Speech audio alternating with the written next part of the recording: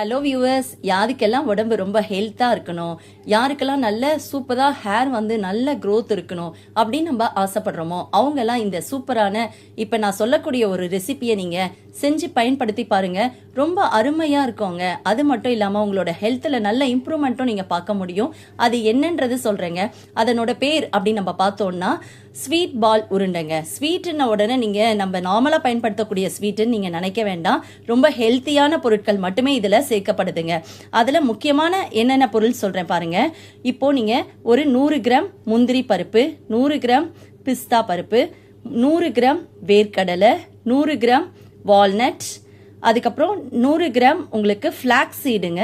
அதுக்கு அடுத்தது 100 கிராம் பூசணி விதை, அடுத்தது 100 கிராம் உடைத்த கடலை, அடுத்தது 100 கிராம் பாதாம் பருப்பு. இத்தனையும் நீங்கள் என்ன பண்ணணும்னா, நீங்கள் முதல்ல தனித்தனியாக எடுத்து சும்மா ஒரு அரை ஸ்பூன் நெய் மட்டும் ஊற்றி ஒரு கடாயில் போட்டு நீங்கள் சும்மா எல்லாத்தையுமே லேசாக வறுக்கணுங்க. கொஞ்சம் பொன்னிறமாக வர வரைக்கும் எல்லாத்தையும் வறுத்துட்டு இதில் பாதாம் மட்டும் கொஞ்சம் லேசாக சின்ன சின்னதாக கட் பண்ணி போட்டு நீங்கள் வறுத்துக்கோங்க. அது கூட உங்களுடைய விருப்பம் போல தாங்க. இப்படி வறுத்துட்டு நீங்கள் என்ன பண்ணுங்க, எல்லாத்தையும் போட்டு ஒரு தனியாக ஒரு சின்ன சின்ன கிண்ணத்தில் போட்டு நீங்கள் கொஞ்ச நேரம் ஆற விடுங்க. அப்படி ஆற விட்டதுக்கு அப்புறமா நீங்கள் அதை என்ன பண்ணணும்னா, எடுத்து மிக்சி ஜாரில் பொறுமையாக எடுத்து நீங்கள் அப்படியே அடிக்கணுங்க. அப்படி நீங்கள் அடிச்சுட்டு வரும்போது எல்லா பொருளையுமே மிக்ஸ் பண்ணிட்டும் நீங்கள் அடிக்கலாம். அப்படியே அடிக்கும் போது உங்களுக்கு சூப்பராக அந்த பவுடர் பதத்தில் வரும். கொஞ்சம் கொரப்பாவே நீங்கள் அரைச்சிக்கலாம். அப்போ தான் சாப்பிடும் போது ரொம்ப நல்லா டேஸ்ட்டாக இருக்குங்க. ரொம்ப நேரம் போட்டு நீங்கள் அரைச்சிட்டிங்கன்னா அது கொஞ்சம் ஆயில் விட்ட மாதிரி ஆகிடும். அதனால் நீங்கள் கொரப்பாக அரைச்சி எடுத்துக்கோங்க.